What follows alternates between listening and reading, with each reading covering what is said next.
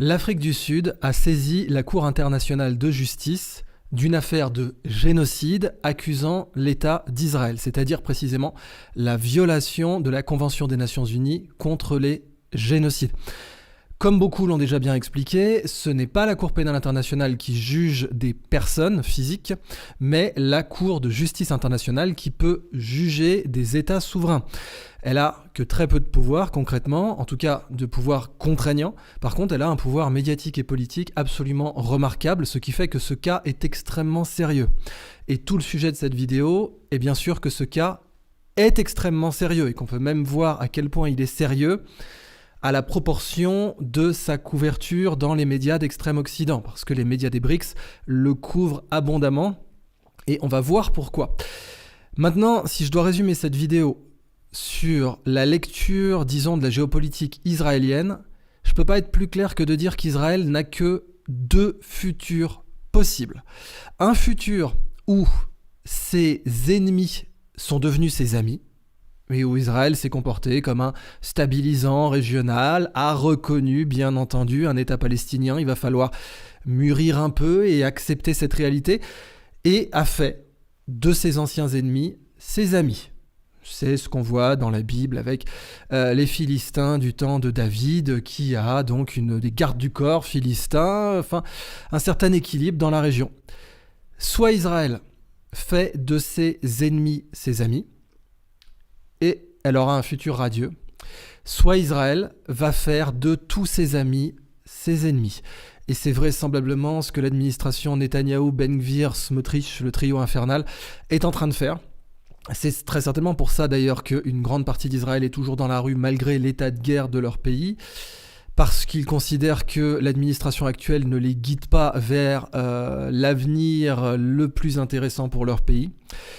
Aujourd'hui, ce que l'on voit, c'est de plus en plus d'alliés d'Israël se détourner d'eux et les dénoncer même. Donc on a notamment des acteurs, de très grands acteurs reconnus. Je vous parle notamment de Charles Dance, celui qui jouait Tywin Lannister dans Game of Thrones, qui ont relu l'acte d'accusation de l'Afrique du Sud contre Israël.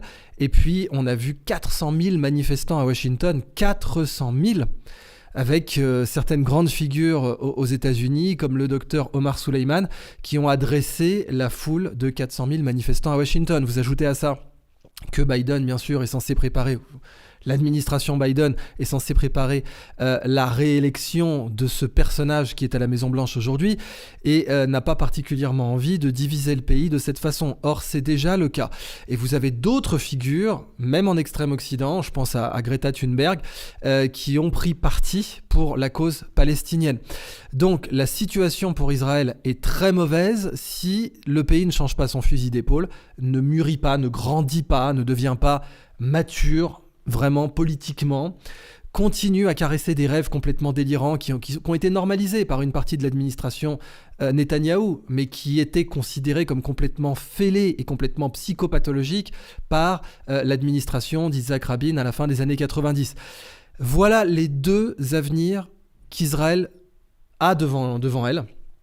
Un avenir où par sa maturité, et elle revient de loin, eh bien ses ennemis sont devenus ses amis, ou un avenir où ses meilleurs amis vont se détourner d'elle, la répudier complètement, et c'est ce que l'on voit aujourd'hui avec la réaction aux États-Unis, bien sûr les États-Unis étant un allié inconditionnel d'Israël depuis les années 60. Pas plus tôt, mais depuis les années 60. Bon.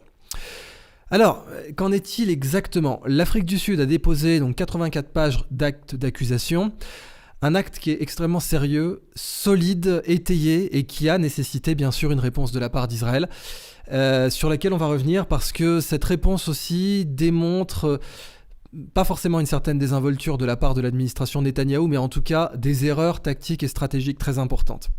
Alors, d'une part, l'acte initial, les plaidoiries accusent Israël d'avoir deux aspects de la culpabilité, ou en tout cas d'une raison suffisante pour que la Cour internationale de justice exige des mesures conservatoires, ce qu'elle peut faire. Après, les mesures conservatoires peuvent être ignorées, mais comme vous allez le voir, on n'est pas réellement dans un acte juridique, on est dans un acte politique, pas dans le sens négatif du terme, mais dans le sens où une guerre se gagne politiquement.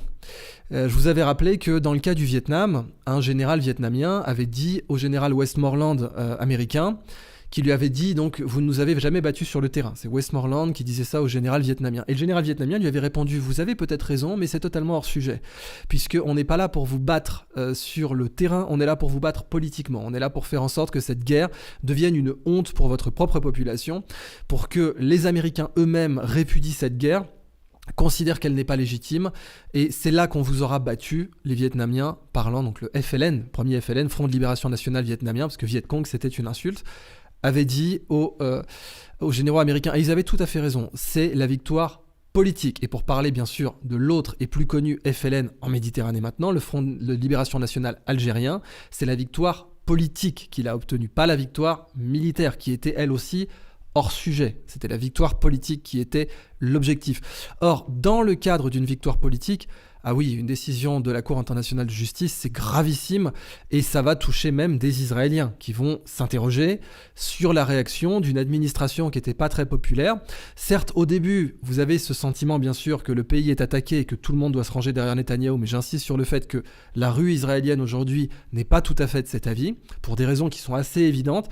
Ce notamment parce que avant le 7 octobre, il y avait de toute façon des menaces de coup d'État, selon certains, de coup d'État constitutionnel de l'administration Netanyahou sur Israël avec la réforme de la Cour suprême et de la justice en général en Israël. Donc ces doutes-là, c'est l'enjeu de ce qui va se passer avec cette affaire devant la Cour de justice internationale, la Cour internationale de justice. Alors... Dans le contexte, évidemment, vous avez deux aspects. Vous avez la mens rea et l'actus reus. Ça, c'est dans les origines romaines germaniques, mais latines du droit, mais vous les retrouvez dans le droit anglo-saxon. Vous avez vu d'ailleurs des avocats plaider avec la perruque, etc. Ça, c'est le droit anglo-saxon. Les représentants de l'Afrique du Sud n'ont pas voulu la porter pour tout un tas de raisons.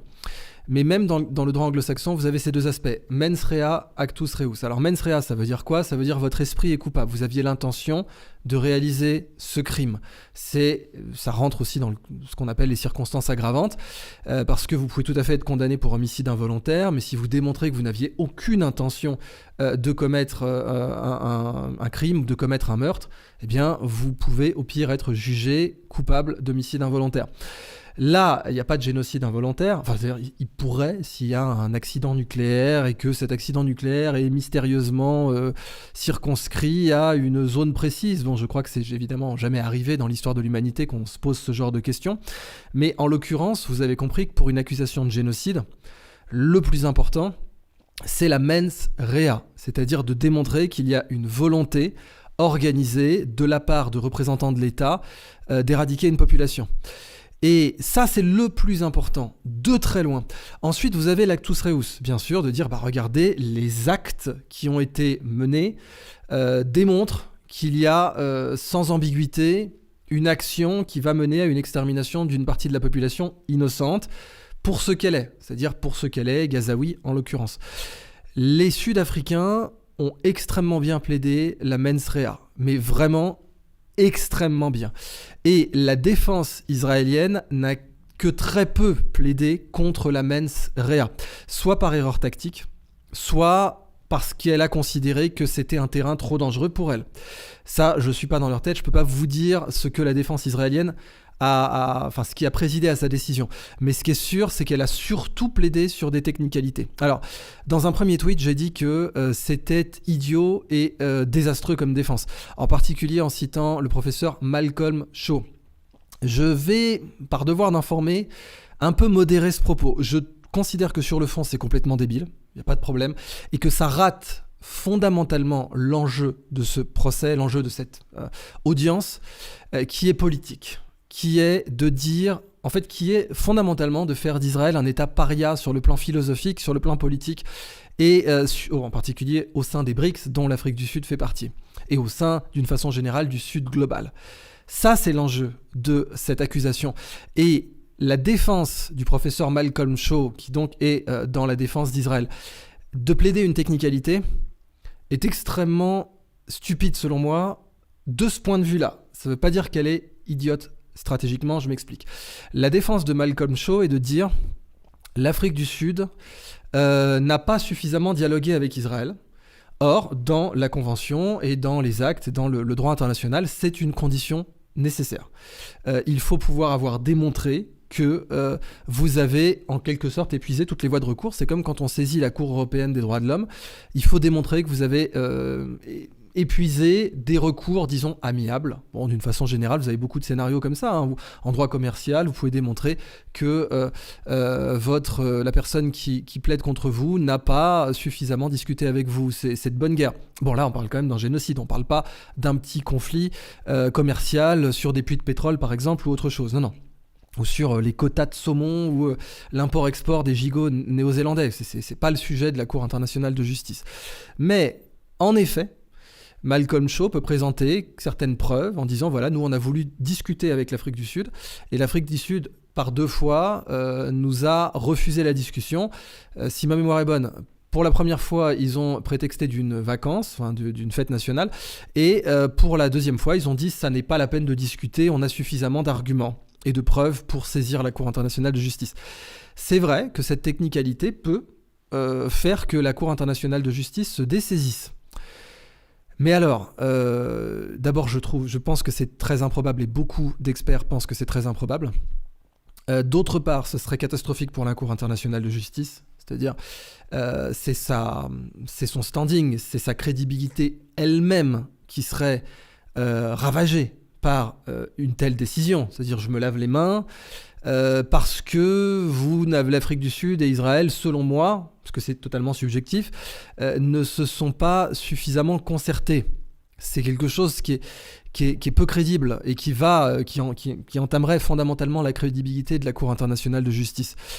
Maintenant, Israël pourrait très bien se dire, oui, mais de toute façon, la Cour internationale de justice, pour la construction du mur à Gaza, je crois que c'était en 2004, ils avaient jugé que c'était illégal. Bon, on l'a construit quand même, et puis on s'est mis leur décision en bandoulière. Mais là, c'est beaucoup plus grave parce que c'est génocide et ça génère déjà une audience internationale absolue avec 2 grands acteurs qui reprennent cette accusation et qui lui donnent donc une plateforme internationale.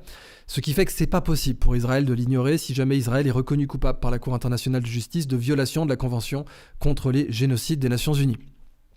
Donc de ce point de vue-là, la défense de Malcolm Shaw, je la considère académique, ce qui est normal, c'est un professeur université, donc il a été très très académique, mais stupide comme un académique peut l'être souvent, parce qu'elle rate complètement le vrai sujet, qui est de faire d'Israël un paria international, considéré comme un État infréquentable.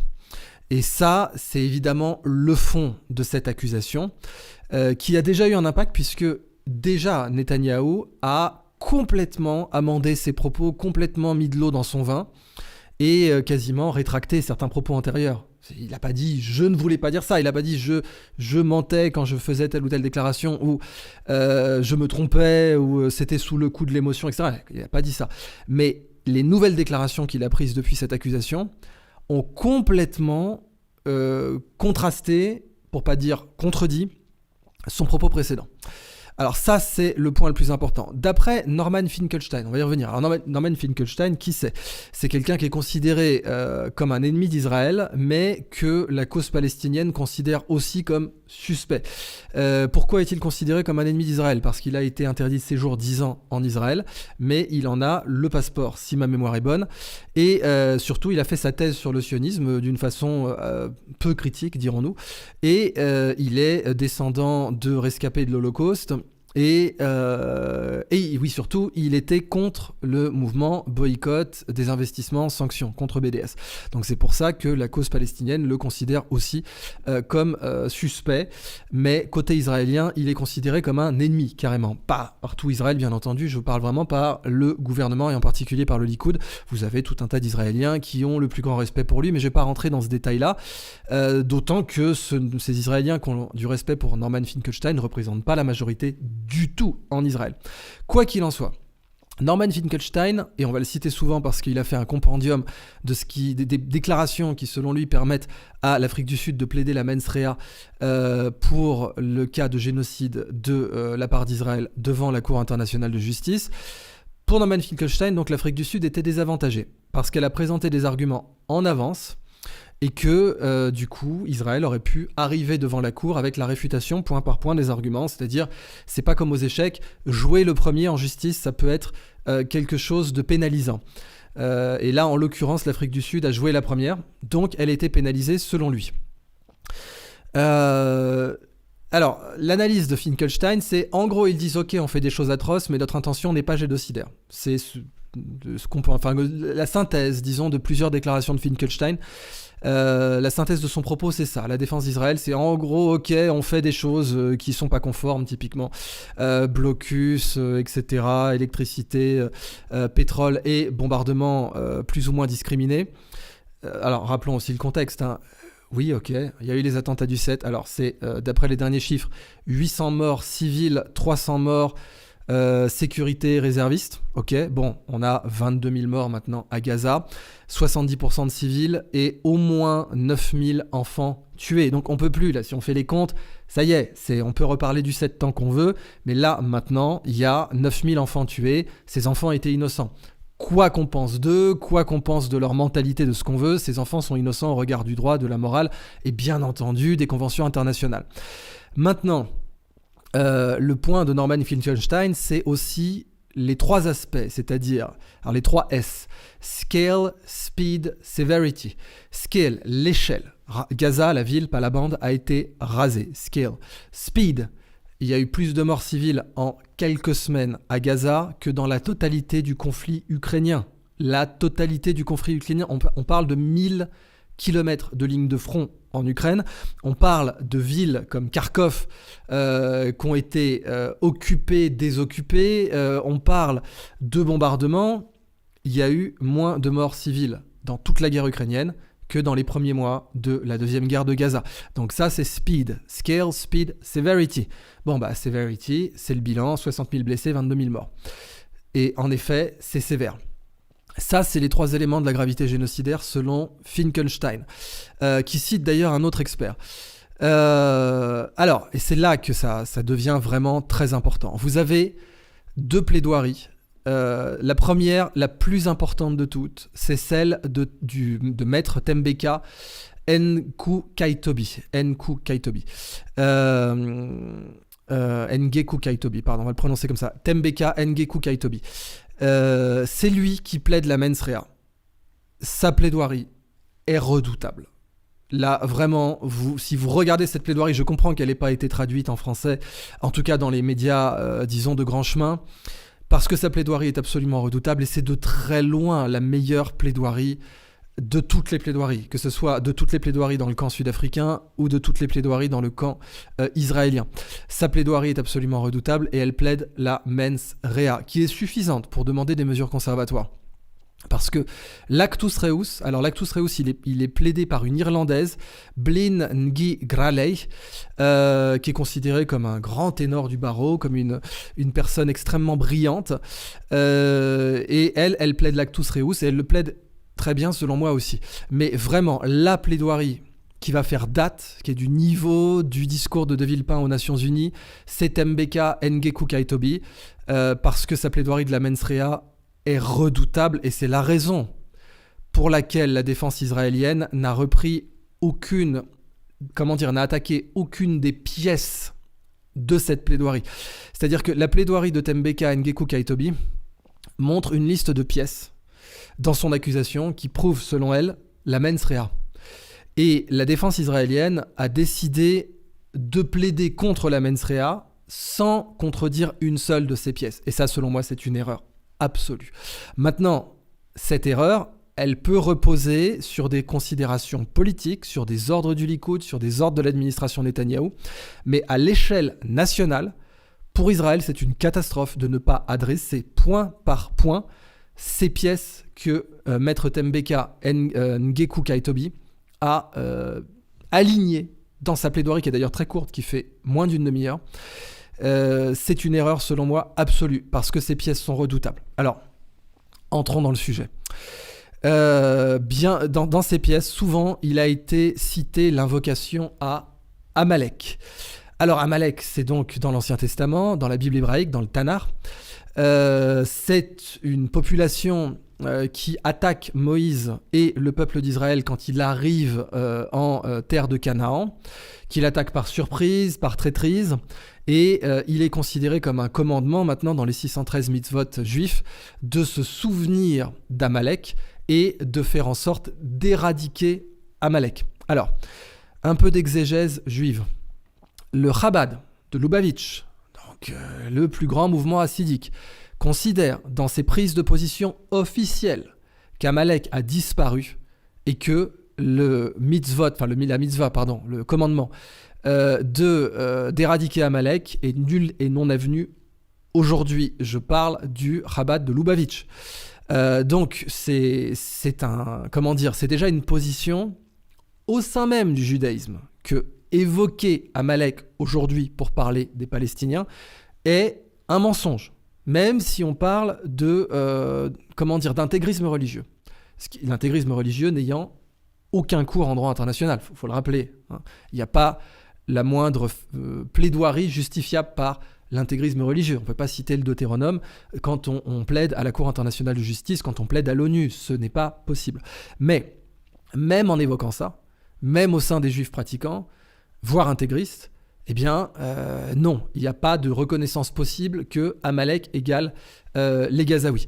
Ce d'autant plus que pendant très longtemps, il a été dit par la même branche qui aujourd'hui cite Amalek pour parler des Gazaouis, que le peuple palestinien n'existait pas. Alors il faudrait savoir, soit ce sont des descendants d'un peuple qui était préexistant à Canaan et qui était là avant le peuple juif, même en considérant l'Exode, en considérant les textes du Tanakh, les textes de la Bible hébraïque, soit on considère que si c'est les descendants d'Amalek, ce qui n'est pas le cas, ils étaient là avant. Bon, au bout d'un moment, il va falloir réconcilier ces deux propos. Quoi qu'il en soit, c'est inutilisable, ce terme d'Amalek devant la Cour internationale de justice, et j'insiste, la défense israélienne a tout intérêt à ne surtout pas en parler devant la Cour internationale de justice, parce que c'est très grave autrement.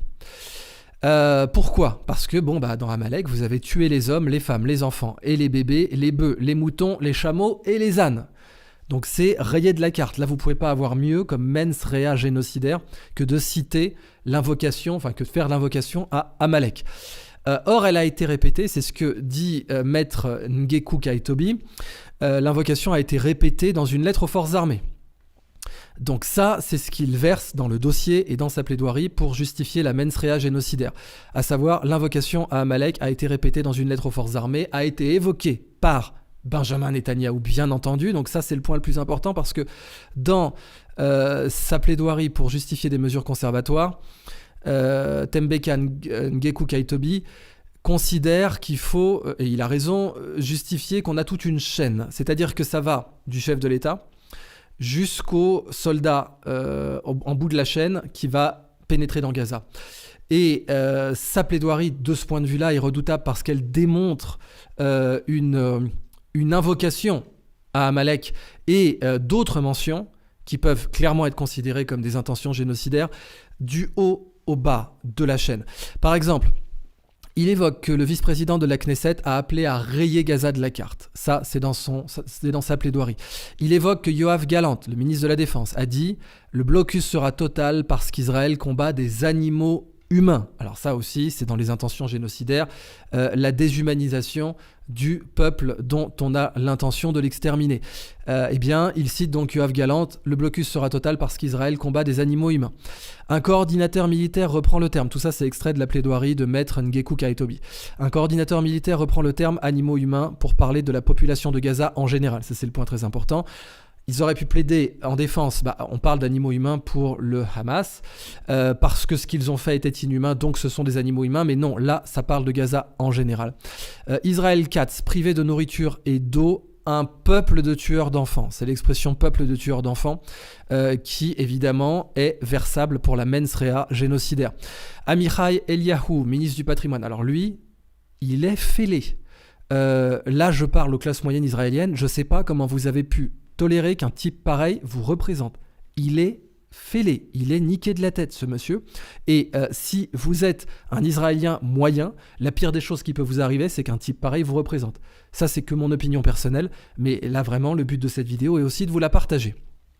Je cite Amichai Eliyahu, « Israël doit trouver des façons pour les Gazaouis, en tant que peuple, qui sont plus douloureuses que la mort. » Bon, là aussi, il y a des problèmes. Alors, Amichai Eliyahu, pourquoi je dis qu'il est fêlé ? Parce qu'il a quand même évoqué la possibilité de jeter une bombe atomique sur Gaza. Là, on est dans... voilà, même pour un Israélien moyen, la meilleure façon de détruire l'État d'Israël, c'est de faire ça, l'holocauste nucléaire total. Alors, évidemment, j'ai dit qu'il n'y avait que 2 avenirs possibles pour Israël. Un avenir où ses ennemis sont devenus ses amis, c'est l'évolution de tous les conflits, quand on y réfléchit bien. Les ennemis deviennent les amis. Regardez le cas de l'Irlande, regardez même en Europe le cas de la France et de l'Allemagne, le cas de Gaulle qui va rencontrer Adenauer. C'est comme ça, l'évolution naturelle de la maturité nationale, c'est que les ennemis deviennent les amis. C'est comme ça qu'une nation mûrit. Sinon, elle reste adolescente suicidaire toute sa vie. Mais bon, c'est l'évolution naturelle des nations. Il n'y a que 2 possibilités, disais-je, pour l'avenir d'Israël. Un avenir où ses ennemis sont devenus ses amis. Et il y a des solutions pour ça. L'autre avenir, c'est l'avenir où la totalité de ses amis sont devenus ses ennemis, soit ouvertement, soit en catimini, mais dans les 2 cas, ce sera une répudiation, ce sera Israël qui deviendra une sorte de pestiféré à l'échelle internationale, et ça prendra quelques décennies maximum, parce qu'aujourd'hui, tout va beaucoup plus vite, on le voit bien sur TikTok, etc. Mais il y a une 3e possibilité, qui est la guerre nucléaire totale. Alors, ce ne sera jamais total, l'hémisphère sud, à mon avis, s'en sortira très bien. Si vous êtes à Valparaiso, eh bien, vous verrez un feu d'artifice dans l'hémisphère nord, mais le sud global, qui n'est pas le sud global actuel, mais qui est l'hémisphère sud, pour le coup, il survivra sans doute. Mais bon, l'État d'Israël sera rayé de la carte, donc je ne pense pas que ce soit considérable comme un avenir possible non plus. L'avenir où Israël a transformé tous ses amis en ennemis est un avenir où la solution à un État s'imposera à lui. C'est-à-dire que ça sera comme l'Afrique du Sud, ça sera Israël ne possédera plus son destin et finira par être un tel paria à l'échelle internationale que la solution à un État sera forcée sur lui politiquement par tout un tas de considérations et d'actions de la part de ses anciens amis. Et je pense bien que c'est pas considéré comme une solution intéressante pour n'importe quel Israélien. Et donc, je pense que la meilleure solution, c'est quand même celle où les ennemis vont devenir des amis. Et c'est sur celle-là qu'il faut investir. J'ai pas dit que le Hamas deviendra des amis. Par contre, que Gaza devienne un ami d'Israël et que la Cisjordanie le devienne aussi. Il y a tout un tas de conditions où c'est faisable. Les autres, c'est du suicide. Il y a soit le suicide par on est un adolescent foufou et la totalité de nos amis se distancie de nous parce qu'ils considèrent qu'on est plus fréquentable et donc au bout d'un moment ça va finir par une solution à un État, soit c'est la guerre nucléaire totale. Il y a tout un tas de gens qui pensent que ça sera une ordalie militaire valable puisque évidemment si Dieu est avec nous il tranchera de la façon la plus adaptée. Alors je continue dans la plaidoirie de Tembeka Ngeku Kaitobi.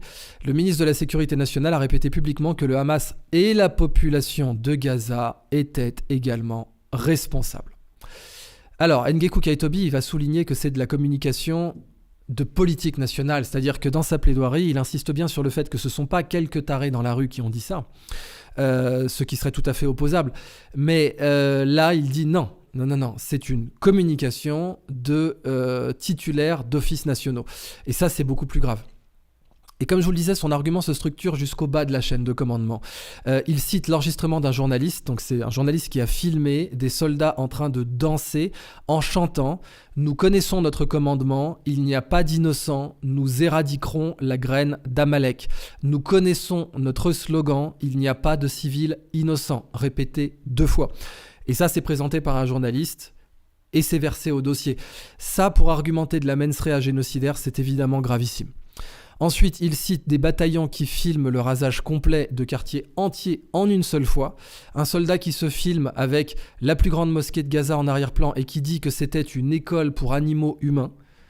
Mais là, on peut tout à fait plaider de dire « Ah oui, mais il faisait mention qu'au Hamas ». Ok, mais il y a d'autres extraits où c'est explicitement dit que ce n'est pas que le Hamas qui est considéré comme animaux humains par les forces de sécurité israéliennes.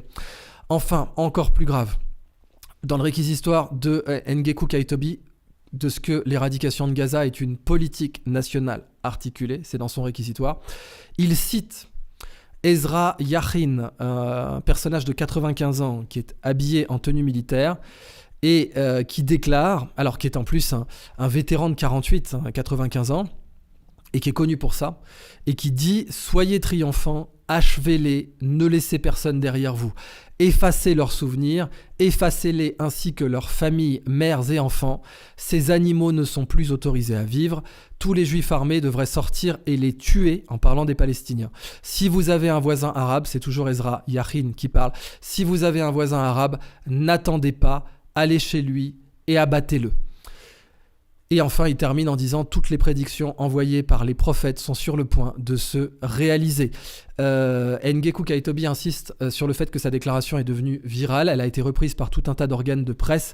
Elle a vraiment circulé sur Internet. Alors, aux Israéliens, je vous dis, un fêlé comme ça, ne le laissez jamais vous représenter, de près ou de loin. Quelles que soient vos opinions, quelle que soit votre position sur le conflit, même si elle est la plus à droite et la plus extrême, ne laissez jamais un fêlé comme ça vous représenter. Quoi qu'il en soit, des déclarations pareilles, en uniforme, pas en survêt Lacoste, en uniforme.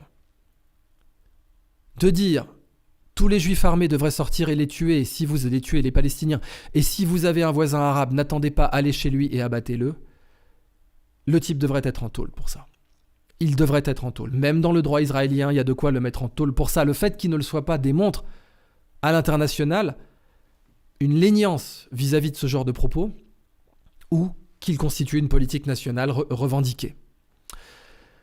Alors, il cite ensuite, donc Ngeku Kaitobi cite ensuite des membres de la Knesset. Il n'y a pas d'innocents à Gaza. Terme également repris par Naftali Bennett à la télévision britannique quand vous avez un journaliste de la BBC qui a demandé à Naftali Bennett ce qu'il considérait des victimes civiles à Gaza. Naftali Bennett lui avait dit « Mais est-ce que vous êtes fou ? Je suis en train de vous parler des attentats du 7 et vous me parlez des civils à Gaza. Qu'est-ce qui ne va pas chez vous ?» Alors, la réponse de Bennett, qui est dans laquelle, bien sûr, il a été rappelé que Naftali Bennett, quand il était membre des forces spéciales, avait organisé une frappe pour couvrir sa retraite au Liban, qui avait tué tout un tas de gens de l'ONU. Ça avait été un massacre, et donc ça a évidemment été rappelé dans ce contexte-là. Ça, c'était dans les années 80. Il ne peut y avoir qu'une sentence pour tout le monde, la mort. Ça, ce sont des membres de la Knesset qui l'ont dit. Une Nakba qui ridiculisera celle de 1948, c'est aussi versé dans le dossier par l'avocat Ngeku Kaitobi. Gaza doit être érasée et détruite pour que toute la descendance d'Amalek, avec ou sans l'atome, alors ça c'est difficile de... Voilà, bon, de toute façon c'est un chanteur qui dit ça. Tout Gaza doit être détruite et tout le monde doit être annihilé parce que tout le monde est un terroriste là-bas. Ça, c'est le chanteur Kobi Peretz qui a fait cette harangue. Alors, en sachant que là, pour le coup, il ne représente pas le gouvernement israélien. Donc, en défense, Israël a tout à fait le droit de dire « je m'en lave les mains ». Par contre, ce qui peut leur être opposé, c'est de dire pourquoi ce type n'est pas en prison. Ou en tout cas, au minimum, en garde à vue. Le même a dit, donc le chanteur Kobi Peretz, « Nous devons détruire tout Gaza et tout ce qui s'y trouve. Efface Gaza, ne laisse pas une seule personne là. » Ça, c'est ce qu'un journaliste a dit ensuite. Il a été rappelé aussi, la femme est un ennemi, le bébé est un ennemi, la femme enceinte est un ennemi. Il faut transformer la bande de Gaza en abattoir, démolir chaque maison que trouveront nos soldats. Il faut exterminer tout le monde. Ce sont des journalistes qui ont dit ça, des journalistes israéliens. C'est dans le dossier versé par Ngeku Kaitobi. Ngeku Kaitobi accuse le gouvernement israélien de manquer à condamner et même de normaliser la rhétorique génocidaire. Et il cite un procureur israélien. Un collègue m'a dit, il est clair que nous devons détruire tous les Gazaouis. Donc ça, c'est dans la plaidoirie de Ngeku Kaitobi. C'est versé devant la Cour internationale de justice. Je ne peux pas dire les choses autrement. Soit Israël grandit, mûrit et rejette tout ce genre de comportement, soit Israël considère que ce genre de comportement est normal, soit justifié par une interprétation particulièrement cinglée du Tanar, soit justifié par le 7 octobre. Bon, ça y est, 800 morts civils plus 300 morts militaires ou de sécurité de l'autre. Allez, 1200 morts. Et en face, 22 000 morts. Donc les comptes sont bons, j'ai l'impression. Enfin, on est sur du x20. Le compte est bon. Soit Israël, parce que ça, du coup, cet argument ne peut plus être utilisé. C'est ça que je veux dire. Cet argument ne peut plus être utilisé. que face à des roquettes au sucre, d'un côté, on a des bombes de plusieurs tonnes et que plus de bombes ont été lâchées sur Gaza que, en termes de puissance explosive, la bombe d'Hiroshima, puisque on est sur plus de 18 000 tonnes de bombes avec un explosif plus puissant que la TNT. Et la bombe d'Hiroshima, c'est 15 000 tonnes d'équivalent TNT. Donc 15 000 d'un côté, 18 000 de l'autre, 18 000 d'un explosif supérieur à la TNT, au TNT, pardon. Je crois que c'est bon, le compte est bon. Ces propos-là sont injustifiables, même avec le 7 octobre. Absolument injustifiables.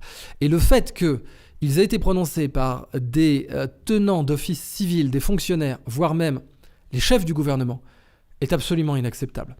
Et c'est pas moi qui le dis, ce sont plusieurs Israéliens eux-mêmes qui sont horrifiés par le fait que des représentants de leur pays puissent tenir de tels propos.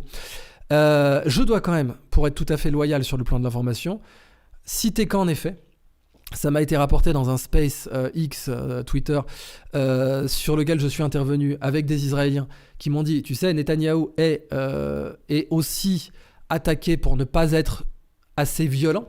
C'est-à-dire qu'une certaine branche considère qu'il n'est pas assez violent et pas assez droitier dans sa réponse aux attentats du 7. Donc je veux bien reconnaître loyalement qu'il y a encore pire. Mais l'existence du pire n'a jamais exonéré un crime, ou en l'occurrence l'intention de commettre un crime, selon Ngeku Kaitobi.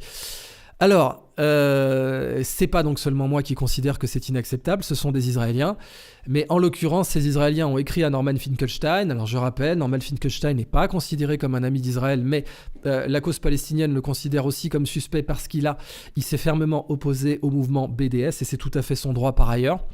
Mais du coup, sur son site personnel, Norman Finkelstein, qui est sioniste, rappelons-le, a compilé. Je ne vous parle pas donc d'un rabbin antisioniste, intégriste religieux, etc. Je parle d'une personne qui se revendique sioniste et qui revendique d'être opposée au mouvement BDS. Norman Finkelstein a quand même compilé sur son site les déclarations les plus insupportables. Alors j'en cite quelques-unes. Gaza doit devenir une ville de tentes, il ne doit plus y avoir de bâtiments. L'idée est qu'il n'y ait plus de bâtis, aussi bien d'ailleurs à Gaza que côté frontière égyptienne, puisque l'idée est de faire une zone d'exclusion la plus lointaine possible, voire de disperser les Gazaouis dans tout un tas de pays, comme le Congo, comme le Canada, comme d'autres. Ça a été évoqué plusieurs fois, mais l'idée même de construire de l'autre côté de la frontière est bien entendu considérée comme une haute trahison, et cette idée est tellement considérée comme insupportable que quand je l'avais évoquée sur ma chaîne, alors attention, je l'avais évoquée uniquement comme la seule réponse non nucléaire possible, en expliquant bien que c'était complètement fou de toute façon. Cela dit, Netanyahou avait l'air d'être particulièrement déterminé à créer un vide total à Gaza, et on le voit aujourd'hui. Mais même dans ce contexte-là, le simple fait d'évoquer, de construire à côté de Gaza, ça a été censuré immédiatement. Et vous avez même des agents provocateurs qui sont payés par qui nous savons, qui sont intervenus pour essayer d'agiter et d'exciter le chaland autour de ça. Mais c'est très important aussi pour pouvoir commencer à faire des diagnostics. Au passage, comment reconnaît-on un agent provocateur ? C'est très simple. C'est celui qui vous dit tout ce que vous avez envie d'entendre, qui ne dissonne jamais, absolument jamais, qui vous dit point par point tout ce que vous voulez entendre, absolument, qui n'est jamais attaqué par l'ennemi qu'il prétend attaquer lui, et qui a des trous béants dans sa biographie. Là, vous avez les 3 critères qui vous permettent de déterminer un agent provocateur. Soyez particulièrement méfiants dans cette période, mais je ferme cette parenthèse. Je reprends les déclarations gravissimes qui sont portées dans la page personnelle de Norman Finkelstein. Israël doit créer une crise humanitaire à Gaza, obliger des dizaines de milliers ou même des centaines de milliers à se réfugier ou en Égypte ou dans le Golfe, donc les Émirats, etc. La totalité de la population de Gaza doit être déplacée vers le Golfe. Ça, c'est le conseiller, c'est un conseiller au ministre de la Défense, Yoav Gallant, qui parle. Et c'est Jura Eyland. Son nom, c'est Jura Eyland. On va le reprendre parce qu'il a fait beaucoup de déclarations complètement folles. Gaza deviendra une ville de tentes, il n'y aura plus de bâtiments. C'était Jura Eyland qui avait dit ça. Israël n'a pas d'autre choix que de rendre Gaza un lieu temporairement ou de façon permanente inhabitable. Toujours Jura Eyland. Quand Joe Biden a décrit à Netanyahou ses réserves vis-à-vis de la situation, Netanyahou, le 12 décembre, lui a répondu « Oh, vous avez fait des tapis de bombes sur l'Allemagne et vous avez balancé une bombe atomique au Japon. Beaucoup de civils sont morts. » Là aussi, ça pourrait être interprété comme une mens rea assez claire. Mais ça, c'est pas versé dans le dossier Ngekou Kaitobi, c'est versé par Israël Finkelstein. L'ancien ministre de la Défense, Avigdor Lieberman, qui a été bien sûr membre de la Knesset et chef du parti d'opposition Israël Beitenu, a dit « Il n'y a pas d'innocents à Gaza. Point. » Alors, Avigdor Lieberman, quand même pour le rappeler, est un sioniste révisionniste, donc c'est un jabotinskiste, il a une vision particulièrement extrême. Mais bon, n'empêche, il n'a pas été condamné pour avoir dit ça. Alors certes, là aussi, je pourrais rappeler que dans le contexte, c'est peut-être impossible. C'est-à-dire que dans l'hystérie, dans l'état émotionnel d'Israël aujourd'hui, c'est peut-être impossible d'inculper quelqu'un qui dit ça. C'est-à-dire qu'un procureur qui déciderait d'inculper quelqu'un qui dit ça, un juge qui déciderait d'inculper quelqu'un qui dit ça, serait lynché. Peut-être. C'est peut-être ce qui empêche ça. Mais vu de l'extérieur, ça ne change rien à la situation et à ce que ça crée comme image d'Israël. Par ailleurs, c'était peut-être la réponse que le Hamas attendait. Peut-être que c'était ce que le Hamas voulait, c'est-à-dire faire disjoncter Israël pour avoir un maximum de propos montrables à l'international et faire d'Israël un État paria, ce qui est déjà en train d'arriver. On n'est pas sur un scénario là, c'est en train d'arriver. Peut-être que c'est ce que voulait le Hamas. Dans ce cas-là, un stratège israélien devrait juste réfléchir 2 secondes, se rappeler on a des émotions et de la stratégie, mais qu'on ne peut pas utiliser les deux. Alors certes, en politique, c'est très bien d'agiter, d'utiliser les émotions de la foule. Mais quand on prend des décisions, on peut utiliser ses émotions ou sa stratégie, jamais les deux. Peut-être que c'était le plan politique du Hamas que de créer une tempête émotionnelle. Certains, en France, essayistes controversés ont parlé d'apocalypse cognitive. Peut-être que c'était le but du Hamas de créer un apocalypse cognitif ou une apocalypse cognitive en Israël, où une certaine partie des preneurs de décision ne pourraient plus utiliser leur stratégie et leur raison, mais uniquement leurs émotions. Peut-être que c'était le but. Si c'était le but, ça a très bien marché.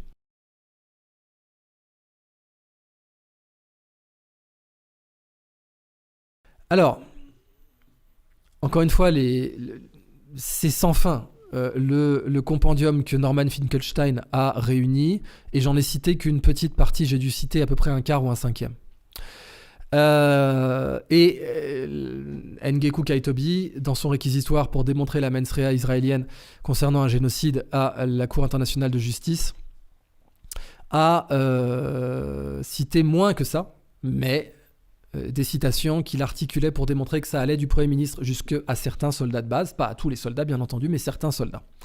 Et ça, c'est suffisant selon lui pour justifier de mesures conservatoires. Alors, déjà d'une part, n'importe qui soit israélien ou pas, pro-israélien ou pas, a le droit de m'apporter un droit de réponse sur ma chaîne sans aucun problème à ces propos précis, qui sont tenus par des fonctionnaires, qui sont tenus par des élus, qui sont tenus par des gens qui occupent un office précis en Israël et qui représentent le drapeau du pays, qui représente la nation.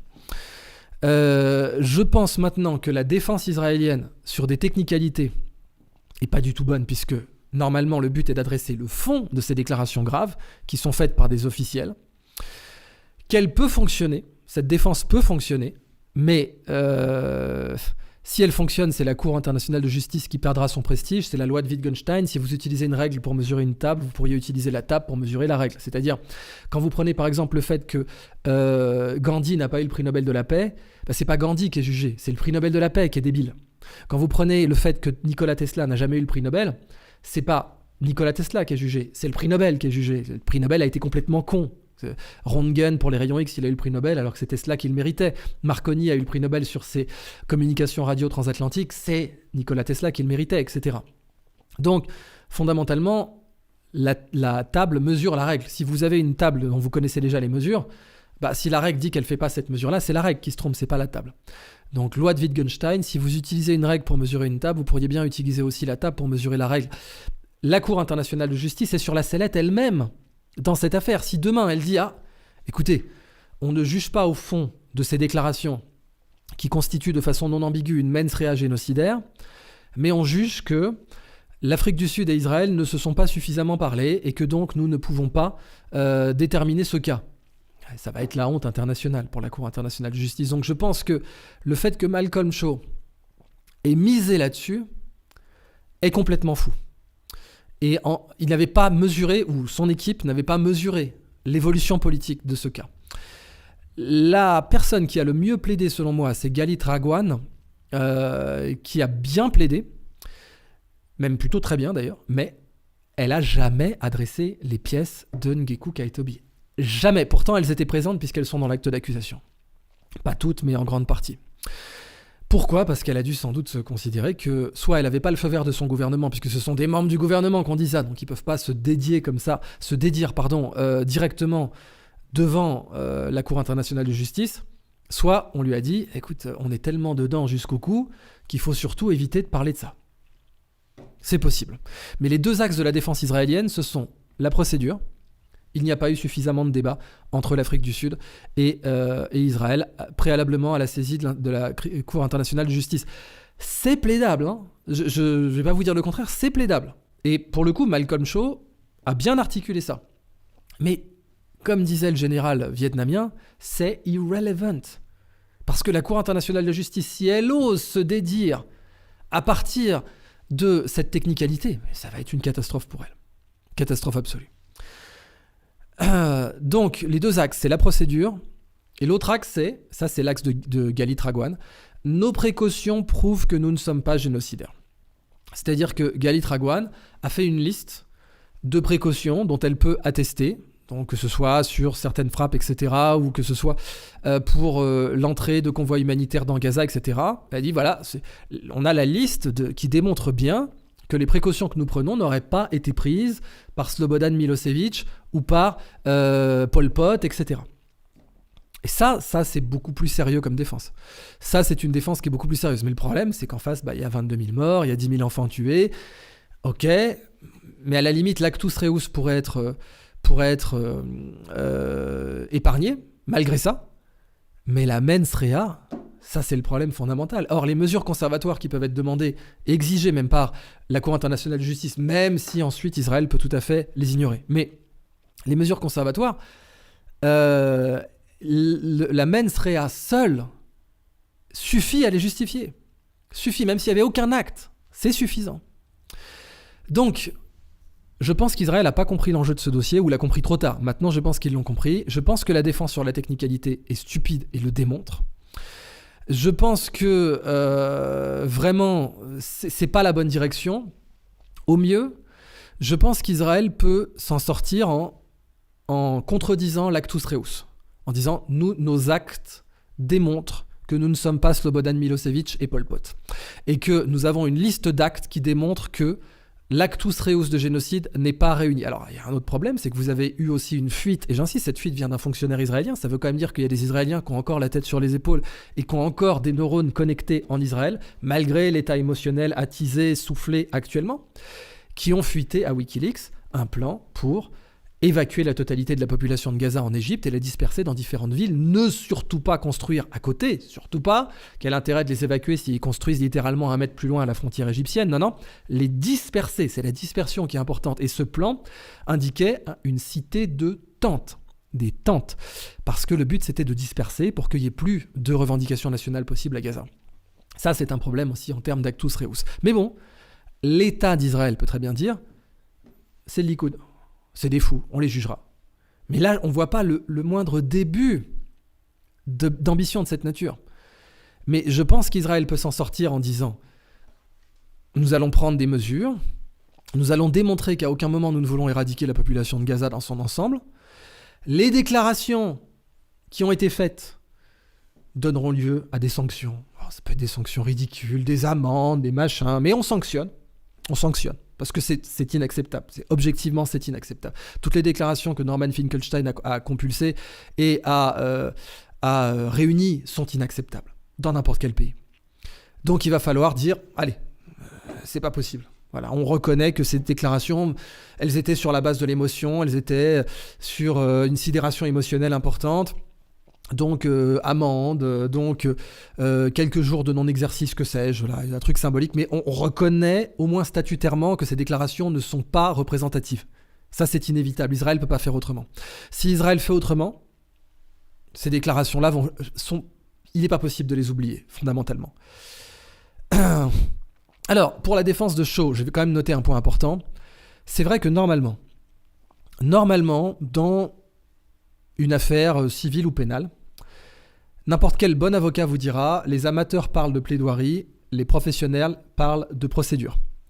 C'est-à-dire que c'est comme à l'armée, donc en affaires militaires, les amateurs parlent de stratégie, mais les professionnels parlent de logistique. C'est la logistique qui gagne une guerre ou pas. Si les Russes gagnent en Ukraine, c'est la logistique.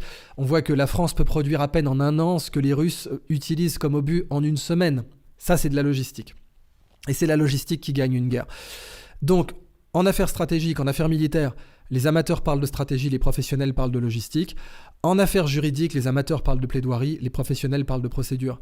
Mais c'est pas une affaire classique, civile ou pénale. C'est une affaire entre États qui implique l'ONU. C'est une affaire hautement politique. Et là, plaider la procédure, c'est stupide. Selon moi, ce n'est rien comprendre, n'avoir rien compris aux enjeux de cette assignation que d'avoir tenté de plaider la procédure. Et ça va avoir des conséquences très graves pour la défense d'Israël.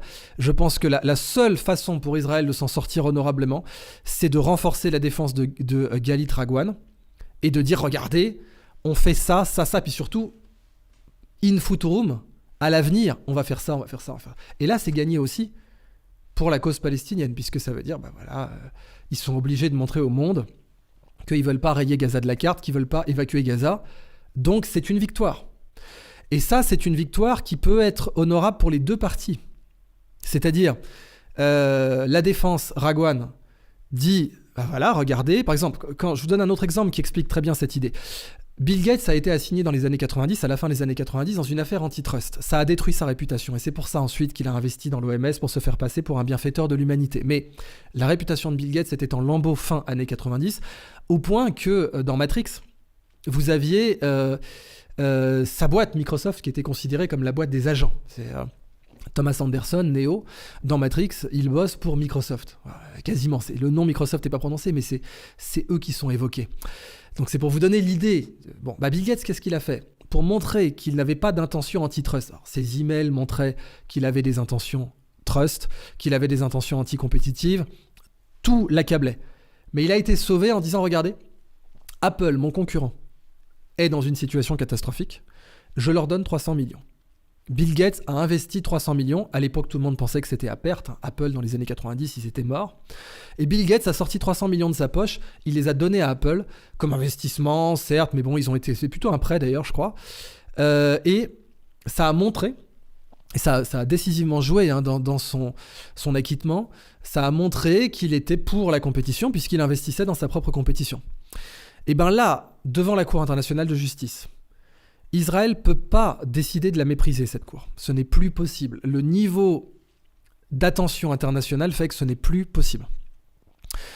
Donc, il va falloir que Israël attende un jugement. Et si ce jugement reconnaît qu'Israël a violé la Convention des Nations Unies contre les génocides, ça va être une catastrophe politique pour Israël. Pour qu'Israël s'en sorte, la seule façon, c'est de montrer par les actes que l'actus reus ne qualifie pas un génocide. Et fondamentalement, c'est ce que voulait l'Afrique du Sud, c'est ce que voulaient les pays arabes qui ont soutenu cette démarche, et ça fait que tout le monde serait content.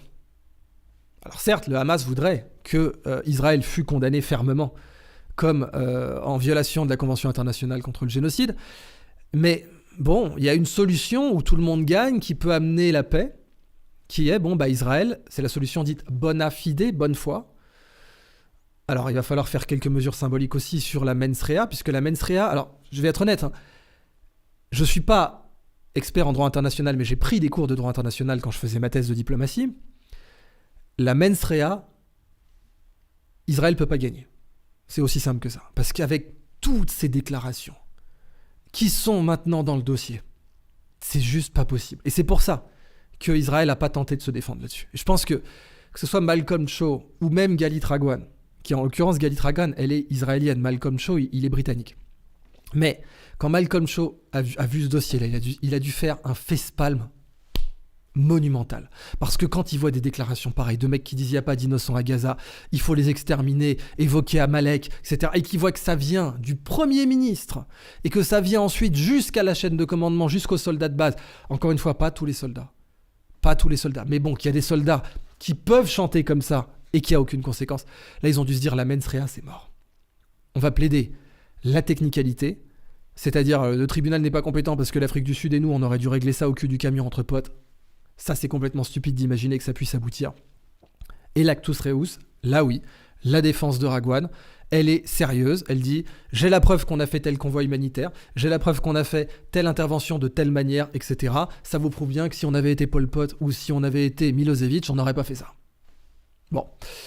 Je pense que c'est de loin la meilleure défense et que c'est une défense qui va dans le sens de la paix, puisqu'elle va littéralement obliger tous les cinglés, y compris le général, le chef de l'armée de l'air qui sortait ça, à mettre de l'eau dans leur vin pour obtenir les conditions d'une paix avec une solution à 2 ou 3 États. Vous faites une principauté de Gaza, comme Monaco, vous faites une république de Gaza, une cité-État, vous faites une Belgique en Cisjordanie qui aura des binationaux. Comme ça, vous n'avez pas besoin de déplacer les colons, vous leur donnez le double passeport. Voilà. Et puis, avec le rapport de force diplomatique, vous demandez au Fatah d'avaler la pilule. C'est-à-dire, ok, allez, on vous reconnaît un État, mais les colons ont double passeport. Voilà. Les maisons restent là, on les déplace pas. Simplement maintenant, ils sont dans un pays qui s'appelle la Belgique, alors qui va s'appeler la Judée-Samarie ou ce que vous voulez, qui va s'appeler le Royaume de Palestine, si vous voulez, pas de problème. Aucune chance, il n'y a pas de velléité royale là-bas, mais ok, je parle de royaume par rapport à la Belgique. La Belgique est un royaume. Et on fait une Belgique binationale tampon, qui en plus, alors rapport de force diplomatique, on va vous bourrer d'obligations de défense commune, c'est-à-dire si jamais d'aventure Israël est attaqué, ce qui peut plus vraiment arriver aujourd'hui avec la bombe atomique, mais si jamais d'aventure Israël est attaqué, on se doit assistance mutuelle, etc. Puis si vous faites pas confiance en Israël, vous mettez des casques bleus à la frontière, très bien. Ok. Ça, c'est la solution mature. Ça, c'est la solution de grandes personnes. Ça, c'est la solution d'adultes. La solution de psychopathe, de dire on va absorber tout ça, pour tout un tas de raisons religieuses, parce que fondamentalement c'est des religions religieuses. C'est Hachem nous a donné la Judée-Samarie, donc ce serait un péché que de la confier à ces animaux humains. Je cite les extraits. Bon, ça c'est... Là, faut grandir. Là, vraiment, faut grandir. Ça, c'est pas un avenir où Israël va exister dans 100 ans. Alors je sais qu'il y a certains messianistes qui pensent ça, mais je leur dis clairement que c'est pas un avenir intelligent, et je peux vous trouver tout un tas de rabbins qui pensent pareil. Donc voilà, Israël n'a que 2 avenirs possibles, un avenir adulte et un avenir fou. Il faudra qu'elle décide lequel elle veut adopter. En conclusion, on a quand même la question du vote, comment les juges vont voter à la Cour internationale de justice. Alors, vous avez, à l'heure actuelle, les membres permanents du Conseil de sécurité, donc à savoir le Royaume-Uni, la France, la Chine, les États-Unis et la Russie, donc le camp des vainqueurs dans la Deuxième Guerre mondiale, qui ont tous un juge. Comment voteraient ces gens ? Alors, les États-Unis, clairement contre. Le Royaume-Uni, clairement contre. La France, clairement contre pour des raisons diplomatiques. Certains ont pointé du doigt le fait que le juge envoyé par la France s'avère être de confession juive. Ça peut jouer, en effet, mais de toute façon, la France, diplomatiquement, va pas vouloir. Donc, c'est aussi simple que ça, selon moi. Et donc, je pense pas que la France va voter en faveur d'une accusation contre Israël. L'Inde est un allié naturel d'Israël, mais là, ça va quand même trop loin. Et même aller, c'est là que je disais, d'ailleurs, c'est à ça que je pensais quand je disais les amis d'Israël vont devenir ses ennemis. L'Inde est un allié naturel d'Israël. Là, pour le coup, la rue indienne, elle est déjà contre. Hein. C'est clair et net. Alors, la Chine, j'en parle même pas. Parlons de la Chine. Mais l'Inde n'est pas, L'Inde a un... J'ai parlé de l'Inde parce qu'elle va avoir, je crois, un juge bientôt. Mais elle n'est pas membre permanente du Conseil de sécurité. Par contre, la Chine... la Chine, elle a de fortes raisons de voter pour, mais elle sait que si elle vote pour une inculpation d'Israël ou une sanction contre Israël, ça peut lui retourner en plein visage puisqu'elle sera accusée de génocide contre les Ouïghours. Donc il est probable que la Chine vote pas ou s'abstienne et prenne un jugement qui soit le plus détaché possible. Donc voilà, États-Unis, France, Royaume-Uni, Chine et la Russie. Ah, la Russie, pareil, c'est compliqué. On croit parce que l'axe Russie, Iran, etc., on croit que la Russie aurait envie de demander à son juge de sanctionner Israël. Mais d'une part, il y a beaucoup de binationaux russes israéliens. D'autre part, la Russie est aussi sous le coup d'une enquête, d'un dossier de l'ICJ pour l'Ukraine. Donc ça pourrait lui revenir au visage. Ensuite, les autres juges, c'est la Slovaquie. La Slovaquie, je ne la vois pas voter en défaveur d'Israël. Le Maroc. Là, ça devient beaucoup plus compliqué. Pour la rue, au Maroc en tout cas, juger en défaveur d'Israël semble inévitable. La Somalie, alors là c'est sûr, la Somalie va juger en défaveur d'Israël. L'Ouganda va juger en défaveur d'Israël. L'Inde, comme je vous l'ai dit, je ne sais pas, parce que c'est un allié naturel d'Israël, mais en même temps, là, la rue indienne est déjà complètement favorable à la cause palestinienne aujourd'hui, ce qui est fou, hein, ce qui est fou. C'était pas quelque chose d'évident. La Jamaïque, je les vois totalement prendre position en défaveur d'Israël. Le Liban, ça semble évident. Le Japon, pareil, c'était pas un pays particulièrement hostile à Israël autrefois, mais là, la presse japonaise vraiment a pris des positions qui semblent assez évidentes en défaveur d'Israël.